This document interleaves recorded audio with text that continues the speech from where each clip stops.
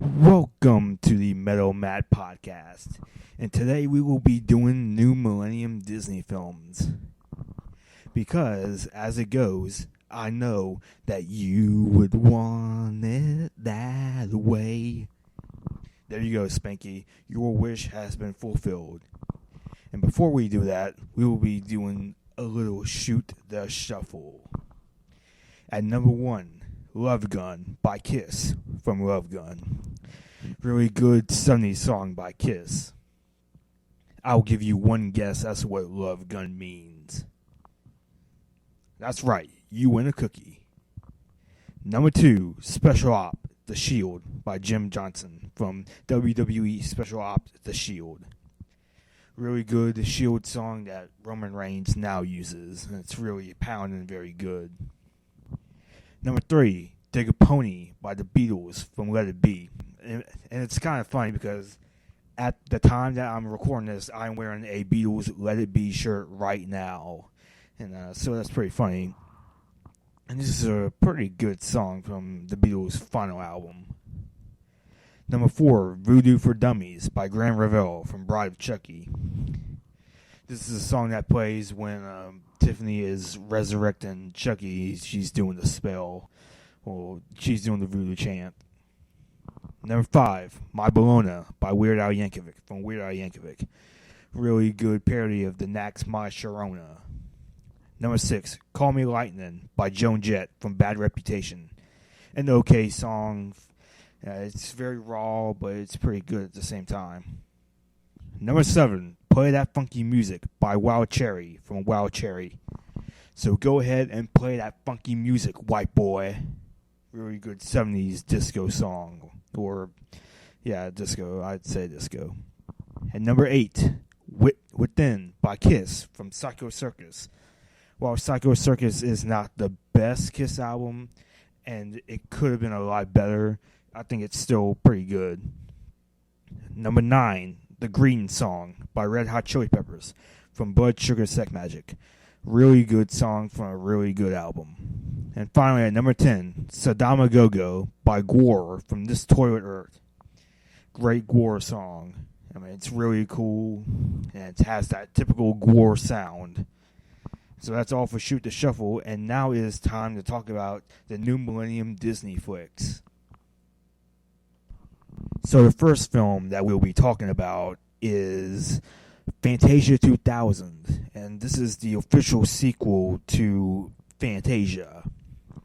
And really, when you really look at it, not a lot is changed. There are different animated segments, all set to classical music, so not a lot has changed. Really, the only thing kind of different is there are a lot of celebrities in the movie that really do not need to be there. Like, some guys like Penn and Teller and James Earl Jones are good, but for the most part, they're just kind of unnecessary, and it kind of drag the film down a little bit. And the animated segments are actually pretty good, and I actually like this better than Fantasia, though that's just me. Again, not a lot's changed, still classical music, but there's a lot of really cool segments in here. There's a segment called Rhapsody in Blue, which is a really different animation style. I'm not sure which artist it's supposed to be paying homage to, but it's really good. And that's another thing I like about this movie, the fact that it has all these types of different animation styles to it, and it's just really cool to watch. Most especially the final segment, which centers around an anime-like sprite, and that's just really cool to see. And it's really cool to kind of see Disney do this anime kind of animation. I myself am not a huge fan of animation, of anime, but I can definitely appreciate, that. So overall, I think Fantasia 2000 is a very worthy sequel. I think it's better than the original. But again, classical music, it's not my forte. My forte is hard rock and heavy metal. And if someone made, a Fantasia movie set to, Joan Jett or Rob Zombie, I would totally watch that in a heartbeat. So I definitely check Fantasia 2000 out because it's a really cool movie. So next up is The Emperor's New Groove. And this one, I think this is one of the first Disney films I've ever watched. And so it kind of left an impression on me. And I was just watching it like the other night, and it can be really funny, you know. Like, the plot centers around a 17-year-old prince named Cusco, who's voiced by David Spade, and he's next in line for the throne. He fires his advisor Yzma, and subsequently her, I'm not sure, like assistant, I guess, Kronk, who's undoubtedly the best part of the movie. And to get revenge, she attempts to kill him, but the potion that she cooks up for him accidentally turns him into a llama. And so Kronk is advised to kill him, but has a change of heart and decides not to. And the bag with Cusco in it, now transformed Cusco, lands in Pacha, a peasant played by John Goodman's cart, and the two go to the palace to try and find a way to change him back. And it can kind of be funny. It sort of drags in some areas, particularly when Cusco and Pacha are on screen. When Yzma and Kronk are on screen, that's when the film gets really good and really funny. The two kind of have that like classic comedy kind of chemistry, you know. These are like the pure odd couple, you know. Yzma is just a really good villain, and Kronk is just kind of a dumb muscle, you know. Just really, he's really not evil. He's just kind of caught up in the wrong crowd, you know. And the funny thing about Kronk is that, like, 5 years later, they did a sequel, a direct-to-DVD sequel called Kronk's New Groove. And it's a sequel, and I think that's much better than this one. Because I think Kronk is really entertaining. And the scenes that he has in this one are really funny. And surprisingly, the film is actually really self-aware, you know. Like, there's that one point where, you know, they're racing each other to the palace, or the lab, really. And Yzma and Kronk somehow get there before them, which really doesn't make any sense because technically Cusco and Pacha got there first. And Yzma is like, what? How did we get here first? And Kronk actually posts down the map, and he's like, well, you got me. By all accounts, it doesn't make sense. So it can be self-aware about that. And I even heard that in a foreign release, they say like the animators are still trying to figure it out. So it can be pretty self-aware for a Disney film. And so overall, I think it's a pretty good one. It wouldn't be the first one I would check out, but and the character of Cusco is just kind of unlikable, and kind of rightly so, because he is supposed to learn a lesson. But they do kind of make him a bit unlikable for our own good. So, yeah, I would go see it. And so now we move on to Atlantis, The Lost Empire. And this one is a really cool movie. This one was directed by the same people who did Hunchback of Notre Dame, and it really does show the fact that, and the weird thing about it is that, much like Emperor's New Groove, they really don't have a lot of songs in there. And in fact, there's no songs at all in here. And it's more like an action movie, basically. The plot revolves around a janitor kind of person named Milo Thatch, portrayed by Michael J. Fox, or played by Michael J. Fox, voiced by Michael J. Fox. You know, and he is very adamant on the belief of Atlantis, which is this really ancient city that existed way back years ago, that somehow got flooded and is now under the sea. I'm sorry, I couldn't resist. But now it's been flooded and no one knows if it existed for sure or not.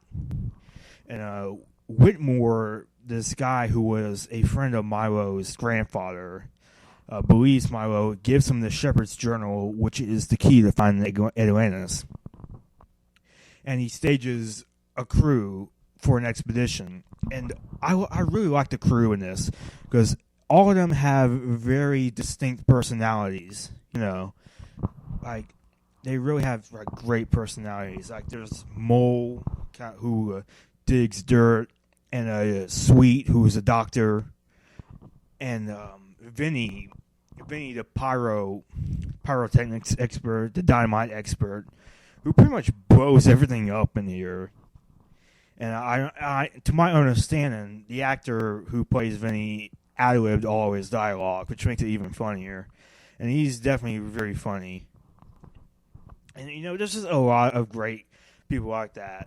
Rourke is the commander of the crew, and it's obvious from the start he's evil. Like it's really obvious, but just roll with it. It's a Disney film. And they meet a princess named Kita, who lives in Atlantis with her father, and it's just a really kind of it does kind of get a bit odd at times, but it's a really cool film that has some great animation to it, and especially the final battle between Rourke and the other Atlantis crew. It's really cool. And I won't dare tell you exactly what happens in there. But something happens to Rourke. He transforms into something. And it's just really cool to see. The animation is great as always. Disney always does great animation. So I definitely go out of my way to see it. I absolutely recommend it. So yeah, that's Atlantis. And the next film we have is Lilo and Stitch. And Lilo and Stitch is an okay movie. The plot revolves around a young girl named Lilo, who was raised by her older sister. And all of a sudden, Stitch, an alien, Experiment 626, it crash lands on Earth, not unlike E.T. And Lilo, believing that she's a dog, that he's a dog, adopts Stitch. And it's very obvious that he is very off. He's a very weird kind of creature. And I think that this movie is just okay. Stitch is cute, I really have nothing. I really don't have a lot to say about this movie because it's okay. It's not the best, but it's not the worst either. Like Stitch is pretty cute. It can be pretty funny at times. I just remember liking the TV series more than the movies. They did this TV series where they were searching for all of Stitch's cousins, all the other experiments. And I remember liking that TV show a lot more than the movie. So, overall, I think it's okay. So now we move on to Treasure Planet, which is Disney's version of Treasure Island. And this is a movie that I wanted to like, but I just couldn't get into. The plot revolves around Jim Hawkins, who's portrayed by Joseph Gordon-Levitt, and he's just this kind of street punk. The weird thing about this is that it doesn't know when it's taking place. Okay, like it's confirmed that it's taking place in the future, and some people are very futuristic looking, but at the same time, it's kind of inconsistent. Because while Jim Hawkins and Long John Silver and some of the other characters are very futuristic, other people are dressed in like colonial type gear, and it really doesn't make any sense. Like most people are dressed like it's the 18th century or something like that.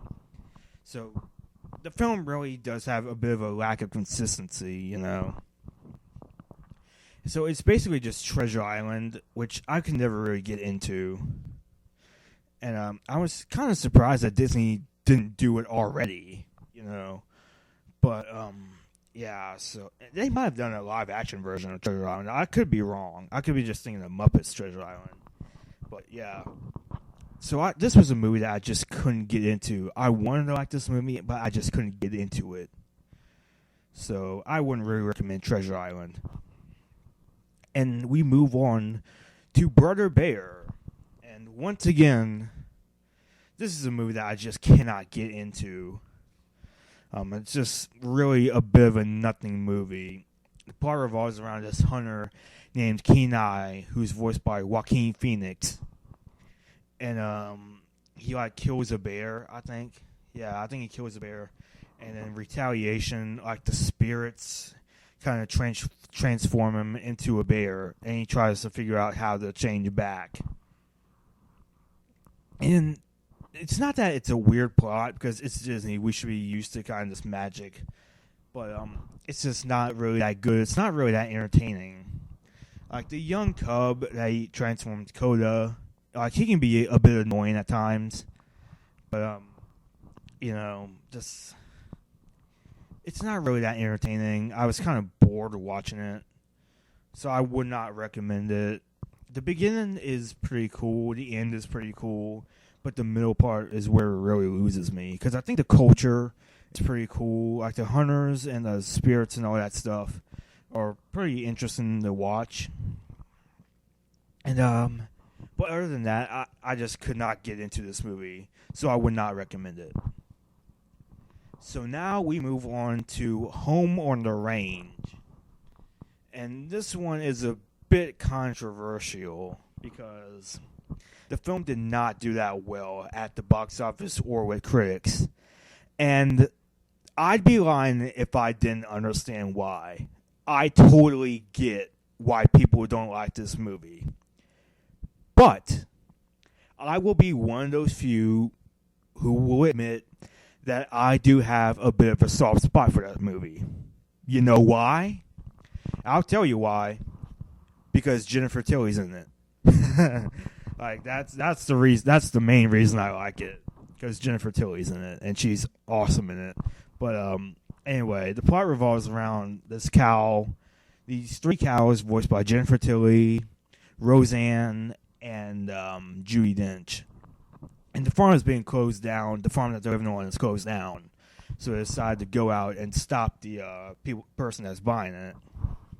And it's really about as basic as you can get for a Disney movie. And this one is really geared towards little kids, like really little kids.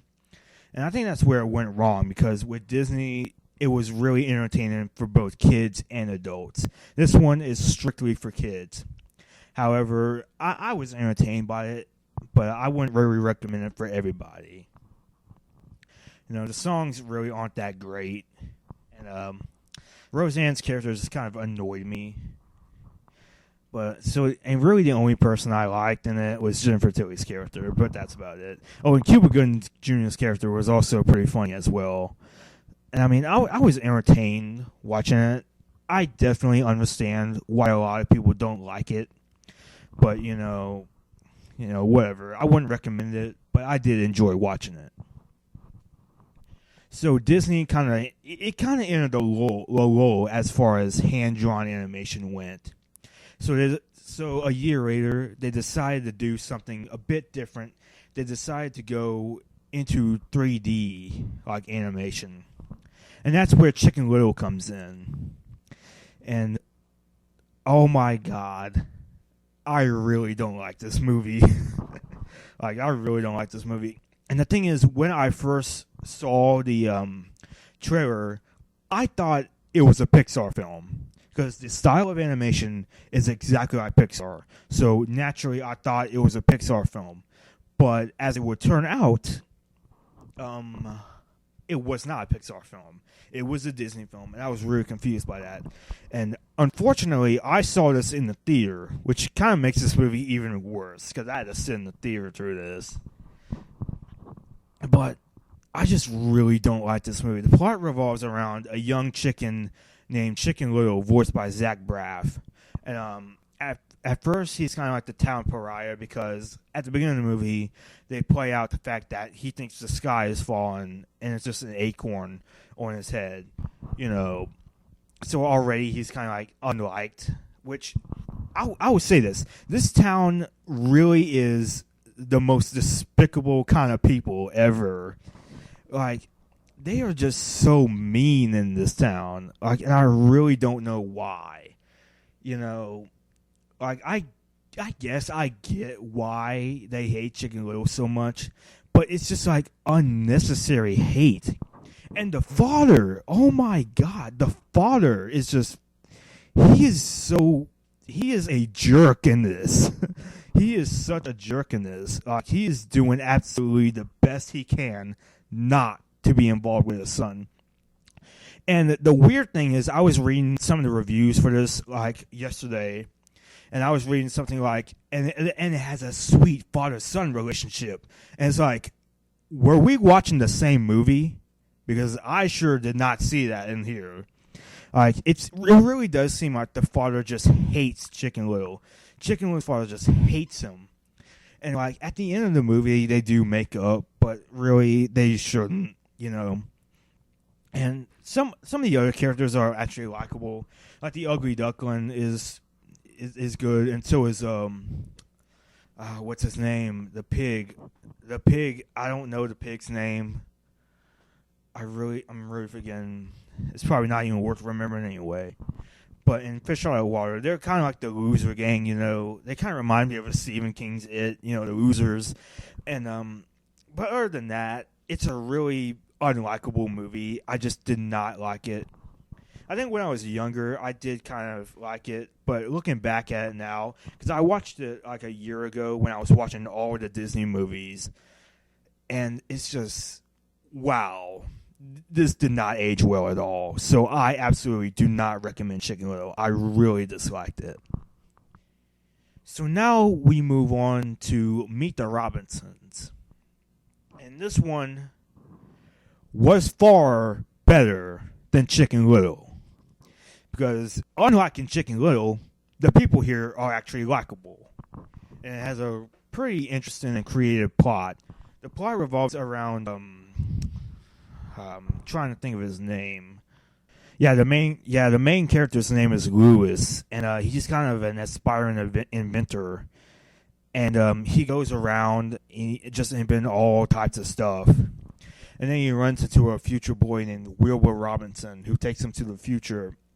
And all the family is really cool, really all these distinct personalities, you know. And the villain is a really funny villain named Bowler Hat Guy.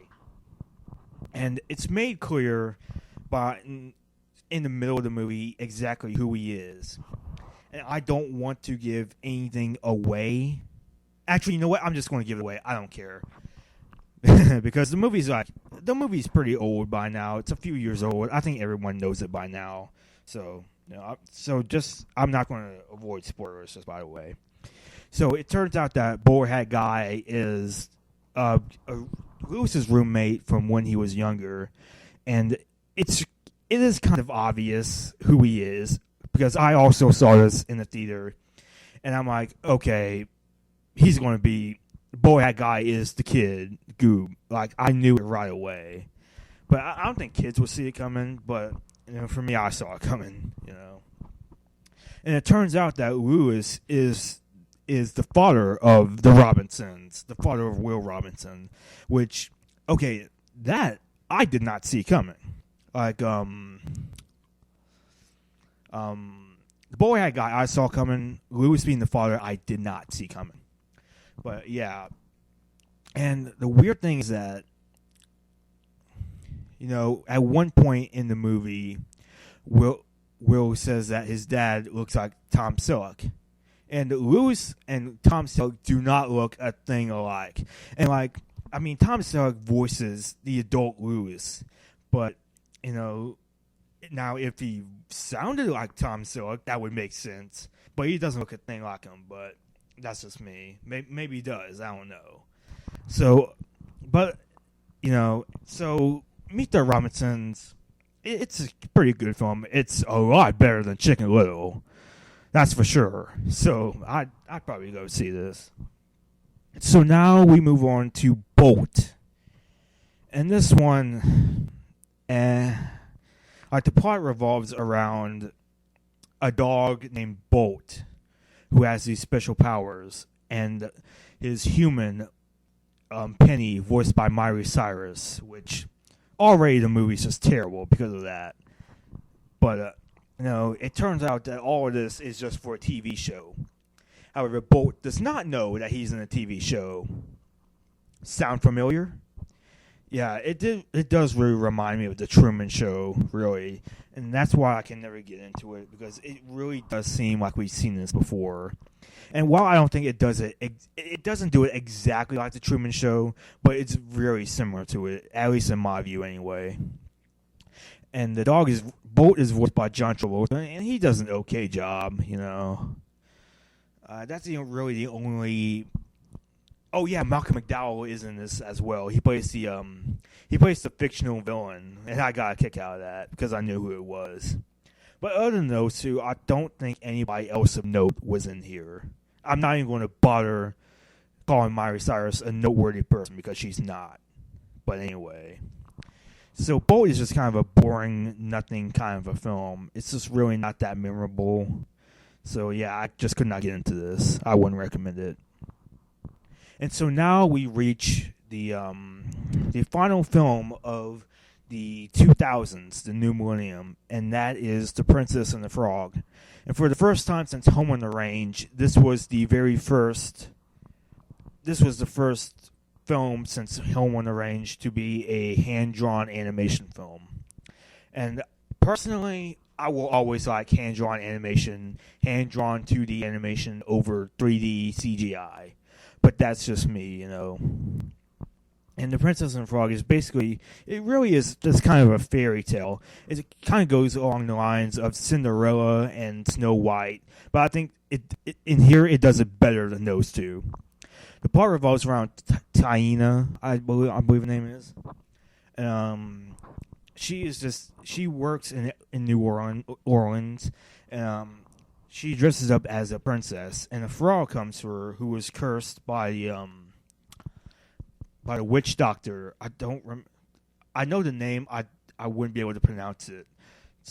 I'll just call him the witch doctor because he's really a voodoo doctor, you know, who is a really cool villain. But I'll get to that in just a moment. And he's been cursed by the Shadow Man. That's his name, the Shadow Man. And then the Shadow Man curses him. He turns him into a frog, and you know, since the whole old fable goes, you know, he will become a prince again if he kisses the princess. But since Taina is not a princess, she gets turned into a frog as well. And so they go and they try to figure out how to get her back. And along the way, they meet a really cool kind of cast of crew. They meet a lightning bug, and they also meet a horn-playing alligator, I believe. Like a trumpet-playing alligator. That was really cool to see. The animation can be really funny on that.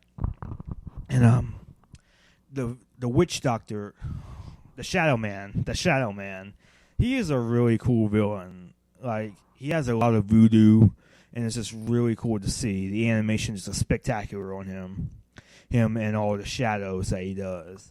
And so The Princess and the Frog is a really cool kind of movie. Like, I would definitely recommend it. It's better than all the other Disney CGI movies. You know, of course, that's just me, but, you know, that's just how I feel. So I would definitely recommend Princess and the Frog, because I think it's a great movie. So that's it for the Metal Matt Podcast, and I will be back tomorrow for the 7th and final Disney Day, where I review the 2010 movies.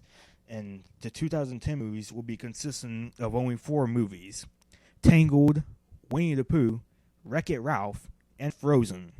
So I'll see you tomorrow.